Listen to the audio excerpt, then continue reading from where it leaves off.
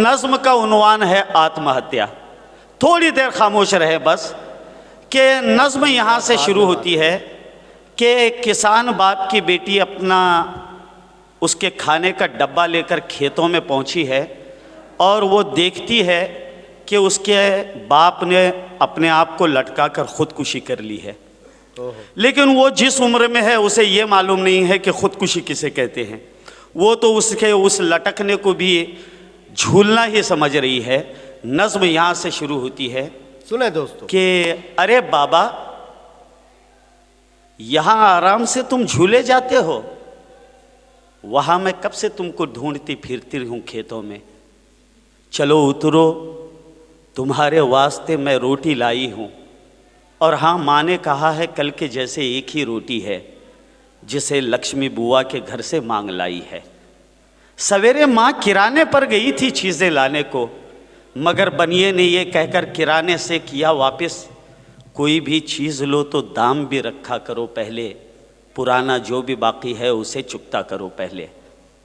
अरे हाँ, याद आया आज जब तुम घर से निकले थे, न हाथों में दरांती थी न कांधे पर कोई हल था, कुदाल और फावड़ा दरवाजे पे जैसे कि वैसे हैं, बस एक हाथों में रस्सी थी जिसे तुम नापे जाते थे।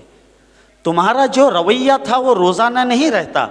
बड़ा प्यार आ रहा था आज तुमको मुझ पर और माँ पर, कभी मुझसे गले मिलना, कभी माँ से लिपट जाना।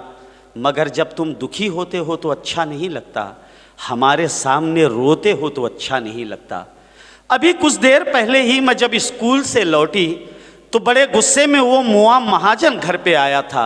वो कितना चीखता चिल्लाता, कितनी गाली बकता है। वो कहता है कई दिन से तुम उससे छुपते फिरते हो, भला तुम क्यों छुपोगे, तुम क्या उससे डरते वरते हो। अरे वो माँ को कैसे घूरता था और कहता था मुझे जो चाहिए वो दो या मेरा कर्ज वापस दो, तुम्हारे पास कल तक का समय है, फिर मैं आऊँगा, अगर पैसे न मिल पाए तो सारा घर जला दूँगा। अरे स्कूल से याद आया वो इंग्लिश जाने दो, नहीं तो कल के जैसे फिर महाभारत शुरू होगा। मगर मैं तुमको ना बोलूँगी तो फिर किसको बोलूँगी। वो जो इंग्लिश की टीचर है मुझे अच्छी नहीं लगती, न जाने उसको मुझसे क्या है दुश्मनी है कि बस मुझी को डांटती चिल्लाती है, मुर्गा बनाती है।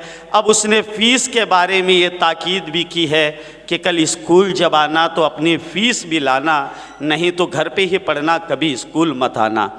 अरे ये क्या कि तब से मैं ही बकबक करती जाती हूँ और एक तुम हो कि बस अपनी मगन में झूले जाते हो। चलो उतरो, बहुत से काम हैं, घर भी तो जाना है, अभी कपड़े घड़ी करने हैं, बर्तन साफ करने हैं, शिफाली और पिंकी घर में पढ़ने आने वाले हैं, सबक रटना है, लिखना है, पहाड़े याद करने हैं। अरे जल्दी से उतरो, तुम्हें मैं खाना देती हूँ, तुम अपना खाना जब तक खा लो मैं भी झूल लेती हूँ।